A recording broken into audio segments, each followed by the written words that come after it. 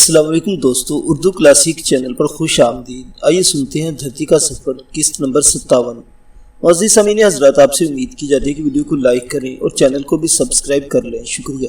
باہر ابھی تک می برس رہا تھا اور رات کے اندھیرے میں لپٹی وادی اس کے جلترنگ سے گونج رہی تھی۔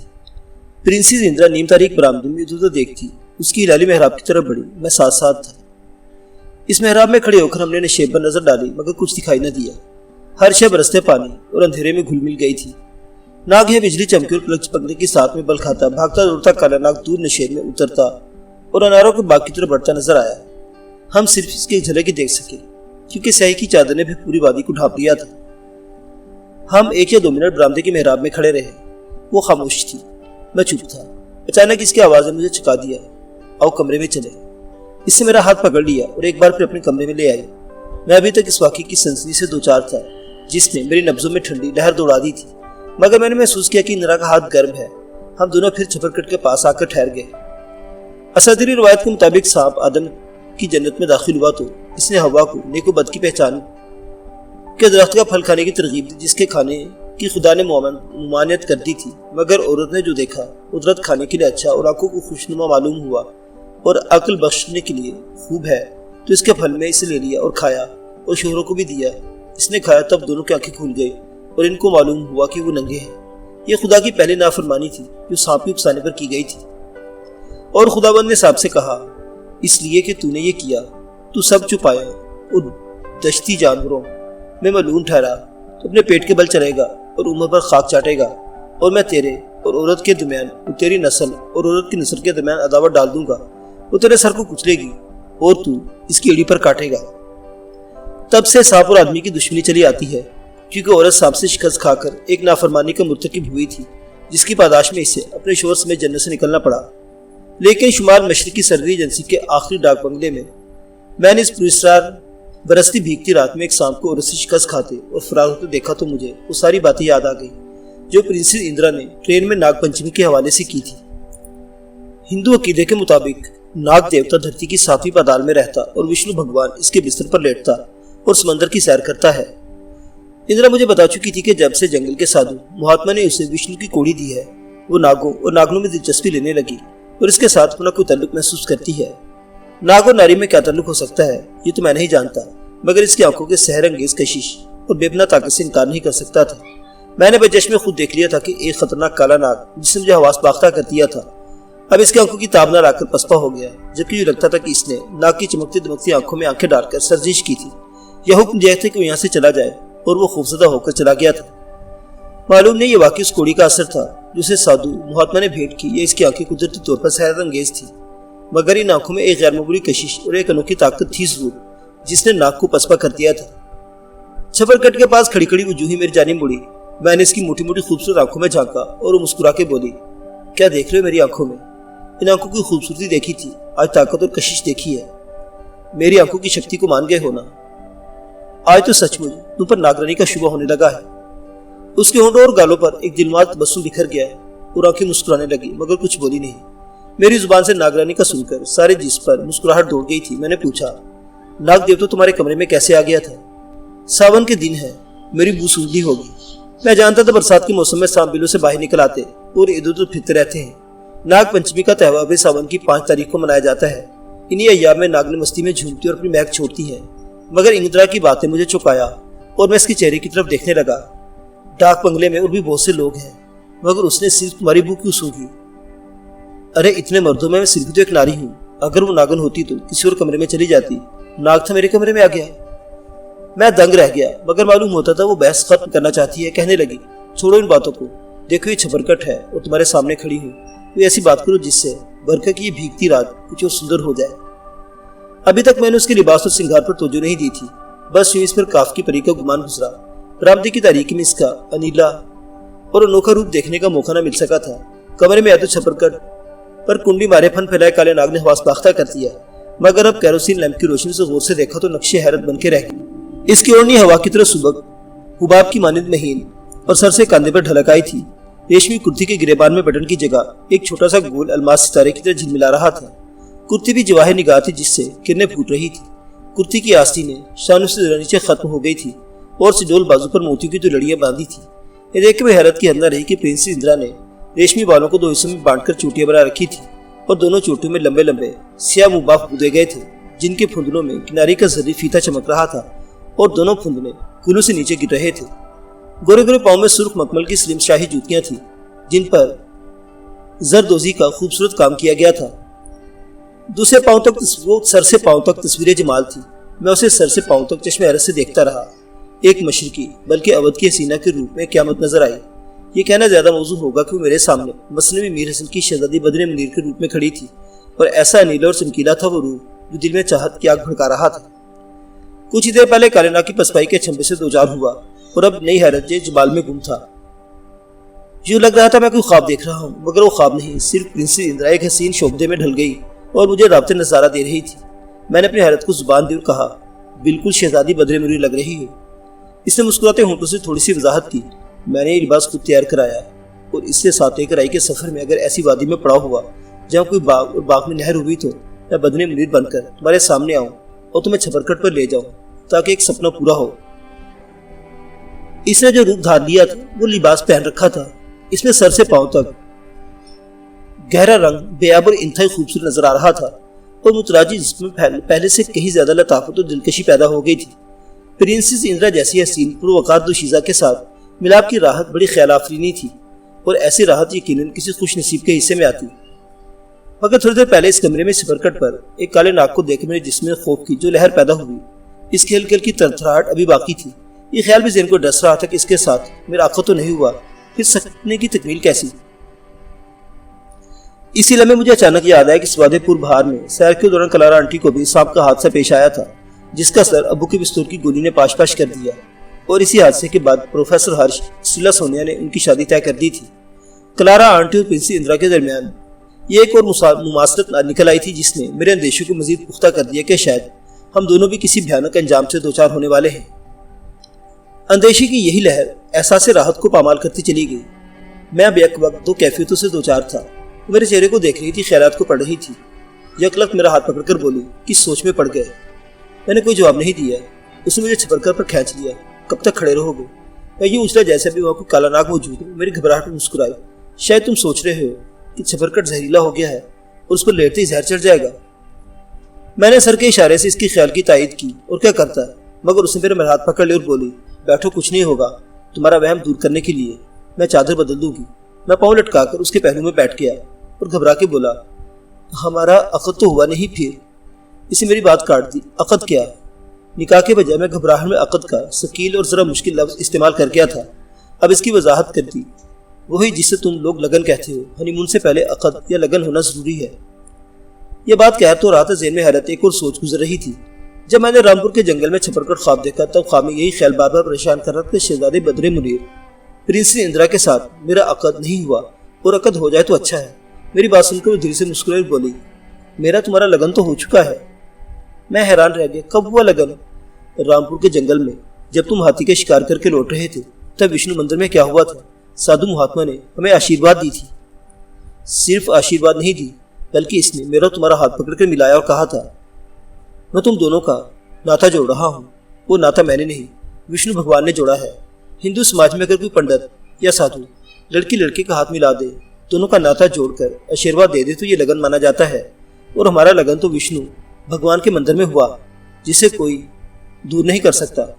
ہم ہنی مون منا کر کوئی پاپ نہیں کریں گے، کیونکہ لگن کے بعد ہی ہمارا ادھیکار ہے، ہمارا رائٹ ہے۔ یہ سنتے ہی میں پھر اچھل کر کھڑا ہو گیا۔ پورے بدن میں حیرت اور سنسنی کی نئی لہر دوڑتی چلی گئی، کیونکہ جیسا اس نے رامپور کے جنگل میں ایسا ہی ہوا تھا، اور وشنو مندر کے سادھو مہاتما نے میرا اور اس کا ہاتھ پکڑ کر ہمارا ناتا جوڑا اور ہمیں آشیرواد دی تھی۔ بلکہ اس نے یہ بھی کہا تھا کہ کبھی کبھی ناری اور منش کے دھرم الگ الگ ہوتے ہیں پر ان دونوں کا من ایک ہوتا ہے، اور جب ناری اور منش کا من ایک ہو آورش پورا ہوتا ہے۔ مجھے رامپور کے جنگل اور وشنو مندر میں ہونے والی ایک ایک بات یاد آنے لگی، اور اس خیال سے دل کی دھڑکن تیز ہو گئی کہ اندرا سے میرا ناتا، میرا لگن ہو چکا۔ کیونکہ جب لڑکی اور لڑکا کسی مندر میں چلے جائیں اور کوئی پنڈت پروہت سادھو ان کے ہاتھ ملا کر آشیرواد دے دے تو یہ لگن ہوتا ہے، اور اس سے انکار نہیں کیا جاتا۔ وشنو مندر کے سادھو مہاتما نے یہ جانتے ہوئے بھی کہ میرا اور اندرا کا مذہب الگ الگ لیکن من ایک ہے، ہم دونوں کو رشتے کے بندھن میں باندھ دیا۔ कम से कम इंदिरा के नज़दीक वो मेरी पत्नी बन चुकी थी। ये भी सोचा सफ़र के दौरान वो कई बार इशारों, कई बार खुले लफ्ज़ों में मिलाप और हनीमून का जिक्र करती रही, जिससे मैं इसकी प्रेम की नादानी या जवानी की भूल समझता रहा, क्योंकि अक़द या लगन के बगैर मर्द औरत का मिलाप नादानी और भूल ही नहीं पाप और गुनाह भी है। लेकिन ये बात अब खुली कि इसने मुझे पाप की दावत नहीं दी, बल्कि मुझसे अपना अधिकार, अपना हक मांग रही थी। इस सोच के साथ उसकी प्रेम की नादानी का ख्याल जाता रहा, मगर ज़हन में कुछ और खुदबुद भी हो रही थी कि इस लगन का इल्म न शरी महाराज को है, न मियाँ बादशाह को, और न इनकी मर्जी के बगैर कोई कदम मुनासिब होगा। इसी असना में प्रिंसेस इंदिरा ने बड़े प्यार से मेरे कंधे पर हाथ रख दिया और आहिस्ता आहिस्ता कहने लगी, हिंदू रिवाज के मुताबिक मैं तुम्हारी पत्नी हूँ। दरियाई सफर में अगर तुमने मुझसे प्यार किया तो अपनी पत्नी से प्यार किया था, और आज इस कमरे में आए हो तो अपनी पत्नी के कमरे में आए हो। मैं इसकी बात समझ रहा था, मगर ज़हन में एक खिलजान, एक ही जान था, और ये खिलजान यही जान इसलिए था कि विष्णु मंदिर में होने वाला लगन, जिसे मैं समझ न सका, अपने हादसे से महव कर चुका था, अचानक अपने अधिकार तक आ पहुंचा था। इंदिरा ने पूछा कि मुझसे प्रेम नहीं करते? करता हूं, मैंने इतराफ किया। क्या मुझे अपनी पत्नी नहीं मानते? मैं इस सवाल पर कुछ बौखला सा गया। मैं तो मान लूंगा, मगर शरी महाराज, उसने एक और सनसनीखेज इंकिशाफ किया, वो मान चुके हैं। मैं हैरान शशदर रह गया। मेरी हैरत को देखकर कुछ बिखर सी गई। फिर मुझे लेकर पलंग पर बैठी और बताने लगी, मैंने कहा तो था कि महाराज ने राणा सफदर को जयपुर से तलब किया और इसकी गवाही ली थी। तुम ये नहीं समझे कि आखिर सफदर ने किस बात की गवाही दी होगी? यही कि वे एक दूसरे से प्रेम करते हैं। अरे नहीं, प्रेम के लिए किसी गवाही की जरूरत नहीं होती। फिर मैं सवाल बन गया सरापा। राणा सफदर ने यह गवाही दी थी कि विष्णु मंदिर में साधु महात्मा ने, जिसे ज्ञान प्रकाश होता है, मेरा तुम्हारा नाता बांधा, लगन किया और आशीर्वाद देकर हम दोनों को एक कर दिया था। तभी महाराज ने मुझे सफर की आज्ञा दी और कहा था, अगर तुम अमजद को अपना पति मान चुकी हो और विष्णु मंदिर में तुम्हारा लगन हो गया था तो मैं तुम्हें इसके साथ जाने से नहीं रोकता। इस इंकिशाफ से मुझ पर जो कैफियत गुजर गई, इसे अल्फाज में बयान नहीं कर सकता। गोया हसीन इंदिरा सिर्फ शरीके सफर ही नहीं, शरीके हयात और मेरी निस्फ जिंदगी बन चुकी थी, जबकि मैं रोशन अरादा की सूरत में अपनी निस्फ जिंदगी पीछे छुड़ाया था। और ये कैसा अजीब इत्तेफाक था कि अदा के साथ तो भी मंगनी हुई थी, अकद नहीं हुआ था, मगर प्रिंसेस इंदिरा के साथ हिंदू रिवाज के मुताबिक मेरा लगन हो चुका था, जिसकी हकीकत से मैं गाफिल रहा। वो ट्रेन में स्टीमर के सफर के दौरान इशारों कुनाइयों से मुझे कुछ और समझाती रही, मैं कुछ और समझता रहा, मगर अब ज़हन पर छाया गुबार साफ हो गया और मैं सोचने लगा, वो बाजी जीत रही है क्योंकि इसके पास रंग का पत्ता है और मैं बेरंग हूँ। उसके अल्फाज मेरी कीमत पर लगन प्यार की मोहर लगा रहे हैं और मैं इसकी बात से इनकार नहीं कर सकता था। फिर दिल में समुद्री ज्वार की तरह प्यार की तरंग उठी। एक मुझे जज्बात उभरे। मैंने पूछा, तुमने ये सारी बातें मुझे पहले क्यों नहीं बता दी थी? सब कुछ तो बताती रही हूँ, गोल मोल बातें करती रही हूँ। हनीमून की बात तो बिल्कुल सीधी थी, क्योंकि हनीमून सिर्फ पति पत्नी में होता है। वो तो ख्वाब के छबरकट का किस्सा। तुमने प्रोफेसर से छबरकट की तारीफ पूछी, उन्होंने साफ बताया था कि इससे मुराद औरत की राहत है। हाँ, उनका यही मतलब था, मगर ये ताबीर मेरी समझ में आ सकी। थोड़ा सा बुद्धू हूँ। इंदिरा मुस्कुराई। पति थोड़ा सा बुद्धू हो तो नारी भले में रहती है, मगर तुम बुद्धू नहीं हो। फिर क्या हो? मेरे प्रेमी। अरे प्रेमी से बड़ा बुद्धू और कौन होता है? और जो नारी प्रेम करती है वो क्या होती है? नारी सिर्फ प्रेम के लिए पैदा की गई है, क्योंकि इसने मोहब्बत की कोख से जन्म लिया है। ये तुमने गलत नहीं कहा। प्रेम ना हो तो नारी एक सूखे दरख्त के सिवा कुछ नहीं, जिसे सूरज की गर्मी और बंजर जमीन खा जाती है। पानी के बगैर फसल और प्रेम के बगैर नारी हरी नहीं होती। हसीन इंदिरा की कुर्बत ने, जो मुझे बद्र मुनीर के रूप में हुस्न का एक शाहकार मालूम हो रही थी, मेरे दिल में मोहब्बत का नया जज्बा पैदा कर दिया। क्योंकि जब औरत मर्द के लिए प्यार की राहें खोलती है तो उसे अपनी तकदीर का सितारा बना लेता और उसके पहलू में पनाह ढूंढता है। सावन की उस बरसती रात में हम दोनों मोहब्बत की एक नई राह पर गामजन होने वाले थे। नागहा एक ख्याल मुझे परेशान कर दिया, और वो ख्याल ये था कि हिंदू रिवाज के मुताबिक बेशक मेरा और इंदिरा का लगन हो गया, मगर मुस्लिम रिवाज के मुताबिक इससे अकद नहीं हुआ। न मेरे घर वाले जानते हैं कि वो मेरी बीवी है, जबकि इसने ये हक सिर्फ रोशन अरादा के लिए महफूज कर रखा है। ये भी सोचा प्रिंस इंदिरा नहीं जानती कि रोशन अरादा से मेरी मंगनी हो चुकी है। अगर मिलाप से पहले मैं उसे हकीकत से आगाह नहीं करता तो ये उसके साथ धोखा होगा। शायद वो मेरी जिंदगी में किसी दूसरी लड़की की शराकत गवारा न करे। इस ख्याल के साथ ही मिलाप का ख्याल सर पड़ गया। सारी गर्मजोशी खत्म हो गई। मैं परेशान था। उसे मंगनी के बारे में कैसे बताऊं? वो अल्फाज कहाँ से लाऊं जिससे अपनी मर्जी के मायने निकालूं? वो सच की तरह बोलूं जो मेरे झूठ की गिरा खोल देगा? क्योंकि प्रिंसेस इंदिरा को यह बताया गया था कि मैं किसी लड़की, हत्ता कि रोशन अरादा या बड़ी गुल और छोटी गुल से भी कोई दिलचस्पी नहीं रखता। मान ये सोच कर कभी सच बोलने का वक्त नहीं आया। मैं चुप हो गया, मगर इंदिरा ने महसूस कर लिया कि ज़हनी तौर पर रुझ गया हूँ। ताज्जुब के लहजे में बोली, अब क्या सोचने लगे? मुझे एक नया उज़र सूझा। सोचता हूँ तुम्हारे साथ आधा लगन हुआ आधा नहीं हुआ। आधा क्यों, पूरा लगन हो गया है। नहीं, जिस तरह हिंदुओं में दूल्हा दुल्हन के फेरे होते हैं उस तरह मुसलमानों में लड़की लड़की को इजाब कबूल करना पड़ता है। इसके बगैर अकद नहीं होता। वो हैरान हुई, इजाब कबूल किस तरह होता है? मैंने बताया, पहले लड़की से पूछा जाता है कि क्या वो फलां बिन फलां के साथ अपना अकद मंजूर करती है। वो हाँ कह दे तो लड़के से सवाल होता है क्या वो फलां बिन फलां को कबूल करता है। लड़का कबूल है कह दे तो अकद या निकाह हो जाता है। हंसकर कहने लगी, ये कौन सी मुश्किल बात है, मैं तुम्हारे लिए हाँ कह देती हूँ, तुम मेरे लिए कबूल हो कह दो। मगर इजाब कबूल लोगों के सामने होता है और निकाह पढ़ाने वाला ही लड़की लड़की की रजामंदी हासिल करता है। ये तो बड़ा झंझट है। वो परेशान सी हो गई। तुम फिक्र न करो, प्रोफेसर असलम हमारा निकाह पढ़ा सकते हैं। कब? ये एक ही लफ्ज इसकी बेचैनी का इजहार कर रहा था। कल, परसों, तरसों, किसी दिन। मैं कुछ दिन की मोहलत इसे चाहता था कि उसे मंगनी से आगाह करने के लिए कोई मौजूद तरकीब सोच लो, मगर आज रात इसने बदरे मुनीर का रूप इसलिए धारा था कि मेरे ख्वाब की ताबीर मिल जाए। इसी जज्बे से बोली, आधा लगन हो चुका है, आधा होता रहेगा, मगर जो लगन हो चुका है उसका अधिकार तो मिलना चाहिए। नहीं इंदिरा, अकद से पहले कोई अधिकार नहीं। वो रूठकर मुझसे अलग हो बैठी। तुम कैसे पति हो मेरे, जो पति का अधिकार नहीं देते, और मैं तुम्हारे लिए शरी महाराज से झगड़ती रही। मुझे तुम्हारे किसी अधिकार से इनकार नहीं, मगर एक बात मेरी भी मान लो। कौन सी बात? मैं उसे समझाने लगा। जैसा तुम कहते हो बेशक हमारा लगन हो चुका है, मगर मैं चाहता हूँ मुस्लिम रिवाज के मुताबिक अकद भी हो जाए। मैं कल ही प्रोफेसर से बात करूंगा। वो मेरे उस्ताद ही नहीं गार्डियन भी हैं और तुम्हारी बड़ी इज्जत करते हैं। वो हमारी बेहतरी की सोचेंगे और जो कुछ कहेंगे हम वैसा ही करेंगे। उसने मेरी बात तवज्जो से सुनी, कुछ सोचती रही, फिर कहा, अगर तुम यही चाहते हो तो यही सही, मैं तुम्हारी मर्जी पूरी कर दूंगी। प्रोफेसर जानते हैं कि तुम्हारे जीवन में मेरा हिस्सा है और नाकामी का शब्द मेरी डिक्शनरी में नहीं। मुझे खुशी कि उसने मेरा कहा मान लिया है और इस खुशी में मैंने राजस्थान का पूरा हुस्न अपनी बाहों में भर लिया। बाहर बरसती बूंदों का जलतरंग बंद हो गया था क्योंकि बारिश रुक गई थी और अब तेज हवाओं की शुकार सुनाई दे रही थी। मैंने इंदिरा से इजाजत चाहिए और ये ताकीद करके कि इसके अलिफ लैल भी कमरे से निकल आया कि वो दरवाजे के साथ मेरा भी खिड़की भी बंद कर ले। कालानाब अभी तक मेरे ज़हन में फन फैलाए बैठा था। डाक बंगले में नए दिन का आगाज एक हसीन वाक़े से हुआ जिसने बादजा अफसोसनाक सूरत इख्तियार कर ली। रात देर तक जागा था, सुबह देर तक सोया रहा, वरना मुंह धेरे उठने का आदी हूँ। मैं नहीं जानता दरवाजे पर कब दस्तक हुई और फैसले दरवाजा कब खोला, प्यार की बादनसीम कब चली और प्रिंसेस इंदिरा कब हमारे कमरे में आ गई, मगर मुझे बेदार इसी ने किया। मैं सुबह इसे देखकर चौंका समझा शायद फिर क्यों खिलाफ मामूल बात पेश आ गई है। इसे हड़बड़ाकर उठ बैठा, मगर मालूम हुआ कि मेरे लिए बैटरी तैयार करके लाई है और मैं हैरान हूँ कि रात देर तक जागने के बावजूद उसने बैटरी याद रखी और सवेरे ही जाग भी गई। वो मेरे मेज के करीब कुर्सी पर बैठी, रात वाला ख्वाबी लिबास उतार चुकी थी और इस वक्त एक सादा से कुर्ते पजामे के ऊपर गोंद पहन रखा था। नागुनों की सी चोटियां गायब और खुशबू में बसे लंबे बाल रेशमी बाल कंधों पर लहरा रहे थे जिनकी 3-4 महीनों से तराश नहीं हुई थी। मैं उठकर बिस्तर पर बैठ गया तो वो प्याली में चाय उंडेलने लगी। हमारे साथ प्रोफेसर भी बैटरी में शरीक होते थे। इंदिरा ने सबसे पहले इन्हें फिर मुझे चाय पेश की और अपनी प्याली संभाल कर कुर्सी पर आ बैठी।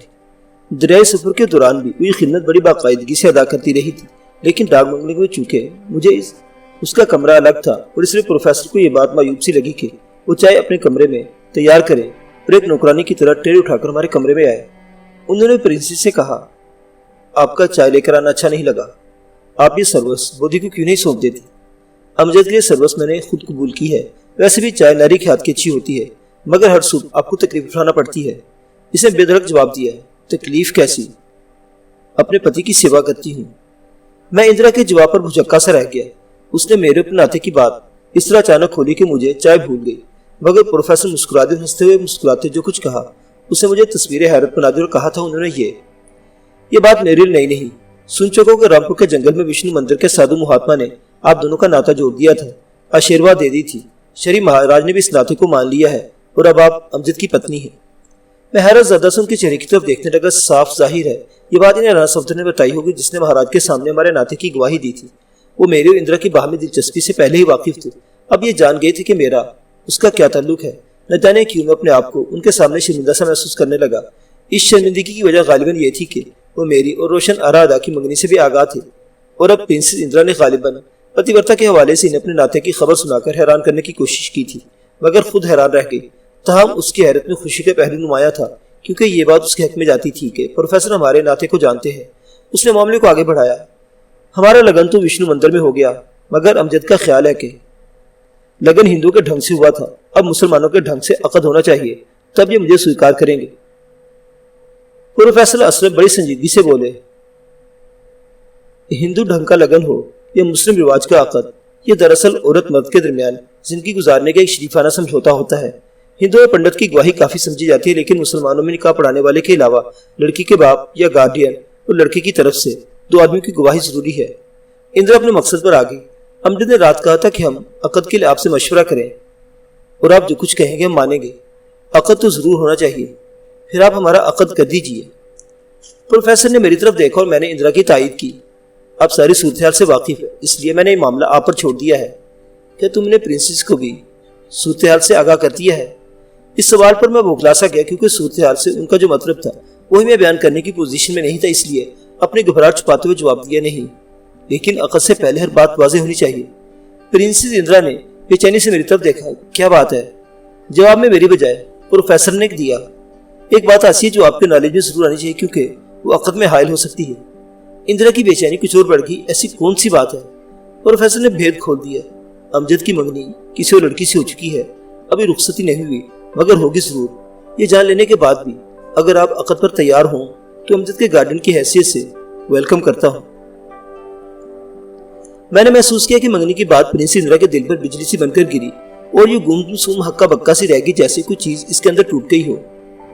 2-3 साथें इसी हैरत के आलम में गुजर गईं। शायद अपने आप को संभालने की कोशिश कर रही थी, क्योंकि उसकी हालत उस खिलाड़ी जैसी हो गई थी जो रंग के पत्ते होने के बावजूद अपनी बाजी हार रहा हो। फिर हैरान सी नजरों से मुझे देखने लगी और टूटे फूटे लहजे में बोली, क्या वो लड़की रोशन आरा अदा है? मेरी आंखें छूट गईं, होंठ सिल गए। न उसकी तरफ देख सका न बोल सका। मेरी तरफ से फिर प्रोफेसर ने जवाब दिया, हाँ वही है। अब की इंदिरा ने भी मेरी बजाय इन्हीं से सवाल किया, अगर मंगनी हो गई थी तो मुझसे छुपाई की गई? इंसान अपनी बाज कमजोरियां बाज मजबूरियां दूसरे से छुपाने की कोशिश करता है, ये इसकी नेचर है। मगर मंगनी की कमजोरी है, मजबूरी नहीं, जीवन का एक समझौता है। इसके बावजूद आदमी को कभी कभी किसी मजबूरी के तहत भी समझौता करना पड़ता है। हमारे मुआशरे में ये कोई नई बात नहीं। अब इंदिरा गालिबन मेरी मजबूरी के बारे में सोचने लगी। मेरी तरफ से हर किस्म की सफाई और वजाहत का फर्ज मेरे शफीक मोहतरम उस्ताद ने संभाल लिया था। इंदिरा को सूरत से आगाह करने लगे।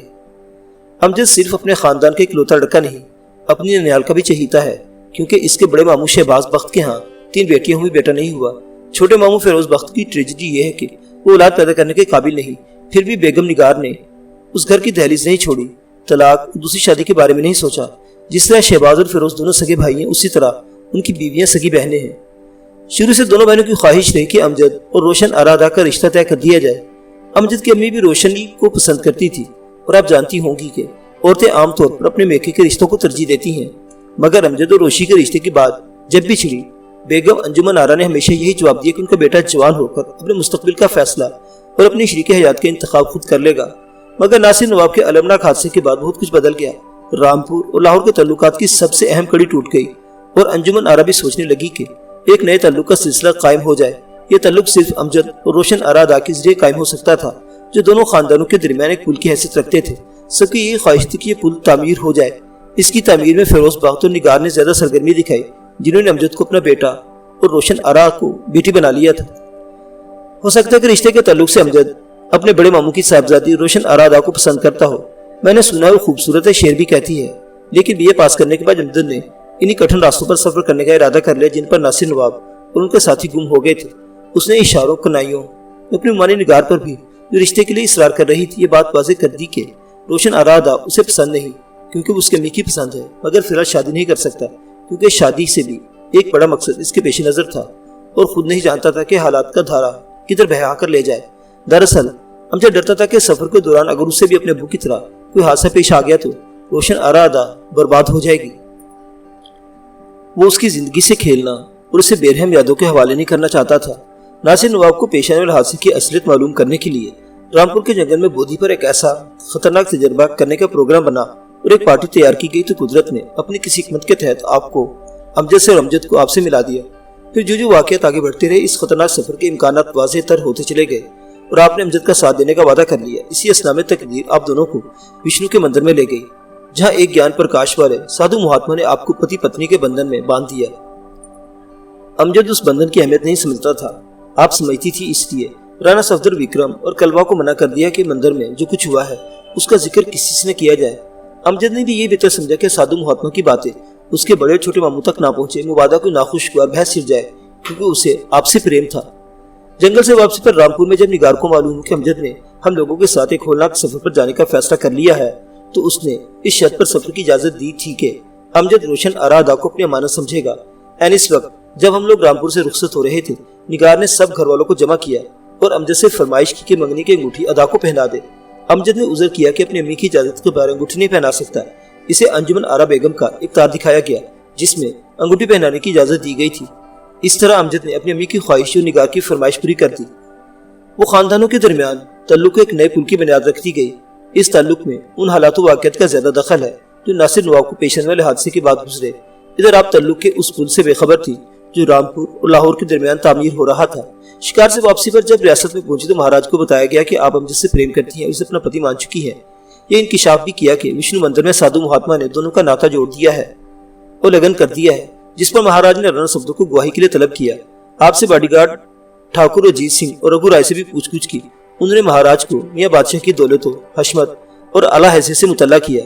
یہ سب کچھ جان لینے کے بعد مہاراج خاموش ہو گئے، اور خاموش اس لیے ہو گئے کہ ان کے اپنے خاندان میں ایک ٹھاکر نے مسلمان لڑکی سے بیاہ کر لیا تھا اور مہاراج نے اسے بیاہ کی پرزور حمایت کی تھی۔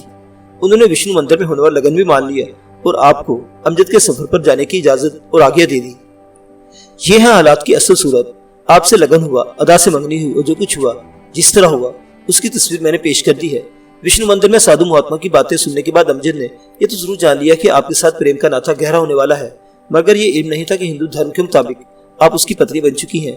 آپ نے بھی بات اس لیے نہ کھولی کہ پہلے مہاراج کی آگے لینا چاہتی تھی، مگر ادا سے منگنی کے باوجود امجد کے دل میں آپ کی محبت کا تاج محل تعمیر ہوتا رہا، اور غالباً یہ خیال توجہ کا مرکز بنتا گیا کہ جس طرح 15 برس پہلے اس کے ابو اور کلارا کی محبت شادی میں بدل گئی تھی، شاید اسی طرح سفر کے دوران آپ سے اس کا تعلق ہو جائے۔ مگر اس تعلق میں ادا حائل ہو رہی تھی، اور میرے نزدیک اس کی ساری پریشانی یہ تھی کہ آپ کو منگنی سے کس طرح آگاہ کرے۔ جو بات امجد نہیں کہہ سکا وہ میں نے کہہ دی۔ ان حالات کے مطابق آپ امجد کی محبت ہے، ادا ضرورت ہے۔ یہ بھی ہو سکتا ہے محبت ادا ہو، ضرورت آپ ہو۔ اب آپ کو فیصلے کا اختیار ہے۔ پروفیسر اسلم نے حالات کی جو تفصیل بیان کی اسے سن کر میں بھی دنگ رہ گیا، کیونکہ سب کچھ ویسا ہی تھا جیسا انہوں نے بیان کیا۔ انہیں کچھ باتیں رانا صفدر نے بتائی ہوں گی، کچھ معلومات سوریہ سے ملی ہوں گی، باقی ان کا اپنا تجزیہ تھا اور سولان درست تھا۔ پرنسس اندرا چپ چاپ حیران و ششدر سے ساری گفتگو سنتی رہی۔ جب پروفیسر کی بات ختم ہوئی تو اس نے اپنی بات شروع کی۔ میں کسی کو دوش نہیں دیتی، کسی پر الزام نہیں لگاتی۔ شاید سادھو مہاتما کو پورا گیان نہیں ہوا تھا اور اس نے ہمارا لگن کر دیا، مگر پریم میں جیت بھی ہوتی ہے، ہار بھی ہوتی ہے۔ بہت سی باتیں ختم ہو جاتی ہیں اور بہت سی یادیں ذہن کی کسی کوٹری میں دفن ہو جاتی ہیں۔ یہ کہتے کہتے وہ جذباتی ہو گئی، ایک پل کو رکی، پھر یکلخت کہنے لگی، میں روشن آرا ادا کا جیون برباد نہیں کرنا چاہتی، کیونکہ وہ امجد کی ضرورت ہے۔ لاہور رامپور کے درمیان ایک پل کی حیثیت رکھتی ہے۔ اگر یہ پل ٹوٹ گیا تو دو خاندانوں کے رابطے ٹوٹ جائیں گے، میل جول ختم ہو جائے گا۔ مگر امجد کو سفر کا جو وچن دے چکی ہوں پورا کروں گی اور واپسی پر انگلینڈ چلی جاؤں گی۔ میں یہ فیصلہ سن کر پریشان ہو گیا۔ اس نے میرا اور ادا کا تعلق قائم رکھا اور اپنا ناطا توڑ لیا۔ سفر سے واپسی پر انگلینڈ جانے کا ارادہ ظاہر کرتا تھا کہ حالات سے فرار چاہتی ہے۔ پروفیسر نے پوچھا انگلینڈ کیوں؟ اس لیے کہ شری مہاراج صاحب جی کو اپنا منہ نہیں دکھا سکتی، گویا سارے تعلق ختم کر چکی، سارے ناطے توڑ بیٹھی اور اپنی چتا میں آپ ہی جل رہی تھی۔ ہم بھی چند لمحے چپ چاپ بیٹھے رہے، کہنے کو کچھ نہیں تھا۔ اچانک پروفیسر نے ایک نئی بات نکالی اور اندرا سے مخاطب ہوئے، اب آپ نے تصویر کا صرف ایک رخ دیکھا ہے، دوسرا رخ نہیں دیکھا۔ وہ کسی قدر چونکی۔ دوسرا رخ یہ ہے کہ آپ جس عظیم مشن اور آدرش کے لیے امجد کا ساتھ دے رہی ہیں، سوریا کے نزدیک اس پر ہزاروں ادائیں قربان کی جا سکتی ہیں۔ یہ بات اس کی توقع کے بالکل خلاف تھی۔ حیران رہ گئی۔ پروفیسر بتانے لگے، ابھی لاہور سے ہماری روانگی میں 2 دن رہتے تھے کہ سوریا میرے پاس آئی اور اس نے یہ کہہ کر مجھے شیشو پنج میں ڈال دیا کہ بھائی جان کی منگنی بے شک روشن آرا ادا سے ہو گئی ہے، لیکن پرنسس اندرا چاہے تو یہ منگنی ٹوٹ سکتی ہے۔ یہ سنتے ہی اندرا یکرت کرسی سے چھوڑ کر کھڑی ہو گئی، جیسے کسی نے اسے اچھال دیا ہو، اور بولی، میں یہ بات نہیں مانتی کہ منگنی ٹوٹ سکتی ہے۔ میں خود منگنی ٹوٹنے کی بات سن کر سکتے میں آ گیا، کیونکہ کسی قیمت پر ادا سے تعلق نہیں توڑ سکتا تھا۔ وہ میری نصف زندگی تھی، میں اسے جانے آرزو کہہ چکا تھا اور انگوٹھی پہنا کر اپنی امانت ٹھہرا چکا تھا۔ یہ بات اندرا نے بھی نہیں مانی کہ منگنی ٹوٹ سکتی ہے۔ پروفیسر نے اسے بیٹھنے کے لیے کہا، وہ بیٹھ گئی تو بولے، مجھے بھی سوریا کی بات پر یقین نہیں آیا تھا۔ اب دونوں کی محبت کا ذکر کرتی رہی اور چاہتی تھی کہ محبت پروان چڑھے۔ लेकिन रोशन अरादा का मामला बड़ा टेढ़ा था। सुरैया ने बताया कि मियाँ बादशाह भी प्रिंसेस के हक में है। उसी शाम मैंने मियाँ बादशाह से अलहदगी में बात की और जो कुछ सुना था इसकी तस्दीक चाहिए वो कहने लगे। सुरैया ने यह बात सिर्फ मुझे बताई है कि प्रिंसेस इंदिरा मुझसे प्यार करती है और शायद ब्याह भी कर ले। मैं चाहता हूँ सफर के दौरान अगर कोई ऐसी बात चले तो अमजद के गार्डियन की हैसियत से अब रिश्ते की हामी भर ले। मैंने रोशन अरादा की मंगनी का जिक्र किया तो बोले, मंगनी भी न टूटे और प्रिंसेस से रिश्ता भी हो जाए तो बेहतर है। मैंने तवज्जो दिलाई कि अगर प्रिंसेस ने रिश्ते के लिए पहले मंगनी तोड़ने पर इसरार किया तो यह बादशाह का जवाब यह था कि मंगनी टूट भी सकती है मगर उसके साथ भोज खुद टूट जाएगा। ये कहकर प्रोफेसर खामोश हो गए। अब इन्हें एक बार फिर इंदिरा के जवाब का इंतजार था और उसका जवाब ये था, मैं नहीं चाहती कि मंगनी टूटे, क्योंकि मंगनी टूट गई तो लाहौर ट्रामपुर का पुल टूट जाएगा। मैं नहीं चाहती कि पुल टूटे, लेकिन आप चाहें तो राजस्थान और लाहौर के दरमियान भी एक पुल तामीर हो।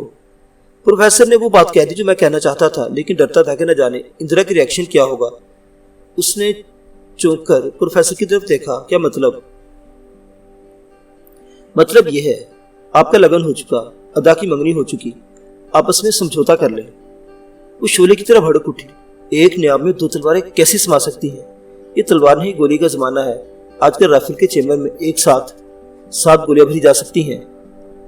मंगनी के जिक्र पर इंदिरा ने जो रवैया इख्तियार किया और गुफ्तगू में जो बदमज़गी पैदा हो गई, इसके बावजूद मैं अपनी हंसी जब्त न कर सका। इंदिरा भी प्रोफेसर की बात पर जरा मुस्कुरा दी। वो कह रही थी, इस्लामी चैम्बर में 4 गोलियों की गुंजाइश रखी गई है।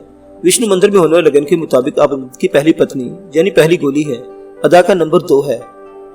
पटरानी आप ही होंगी। प्रोफेसर ने बातों में थोड़ी सी जल्दी गालिबन इसलिए पैदा कर दी थी कि प्रोफेसर इंदिरा का मूड जरा तब्दील हो, मगर वो खड़ी हो गई। प्रोफेसर ने कहा, आपने कोई जवाब नहीं दिया। इंदिरा एक मिनट चुपचाप खड़ी रही, फिर खामोशी से दरवाजे की तरफ बढ़ी। यही उसका जवाब था और दूसरे ही लम्हे वो कमरे से निकल गई। मैं उसे देखता ही रह गया। जहन में एक साथ कई अंदेशे सरसराए। दिल की हर धड़कन के साथ एक अजीब सा दर्द उठने लगा। मैं कई साथ इस हालत में बैठा रहा। अदा से ताल्लुक तोड़ना मंजूर ना था। इंदिरा की बेताल्लुकी नाकाबिले बर्दाश्त थी। वो कमरे से तो जा चुकी थी मगर मेरे दिल में मौजूद थी और मैं इंदिरा से ताश के पत्तों की तरह बिखरता जा रहा था। अचानक प्रोफेसर ने मुझे झंझोड़ दिया, जाकर प्रिंसेस की खबर लो। मज़ीद सामीने हसरात, धरती का सफर अभी जारी है। बकिया वाक़ियात अगली किस्त में। देखते रहिए उर्दू क्लासिक। अल्लाह हाफिज़।